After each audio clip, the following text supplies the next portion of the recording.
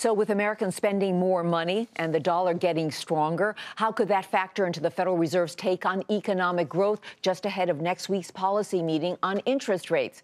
Steve Leisman is back with us, looking for some answers. The U.S. consumer looks to be making a comeback. Retail sales surging in August, the best number since April, as Americans bought copious quantities of cars, furniture, and electronics. Most important, the same report, which originally showed there was no retail spending growth in July, was revised upward to a healthy positive, showing the consumer did not, in fact, disappear in the middle of the summer. Income growth is improving. Jobs are up, but income growth is improving.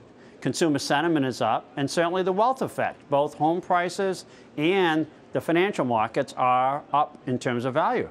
And it looks like the strength could continue. Gasoline prices are down almost 2.5% compared with a year ago, which is like giving every driver a tax cut and freeing money to be saved or spent on other discretionary items. Another positive, a strong dollar should lower the cost of imports just as stuff starts coming in for the Christmas selling season.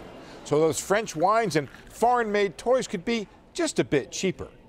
The main trouble would be if better growth prompts the Federal Reserve to come off as zero interest rate policy sooner, increasing consumer interest rates.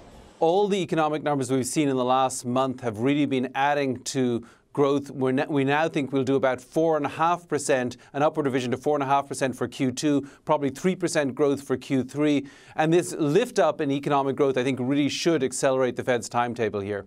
None of this is to say the U.S. economy is definitively out of the woods of the financial crisis yet. There's still a long way to go, but it's hard to imagine getting there without healthy consumers, and they look to be doing just fine at just the right time.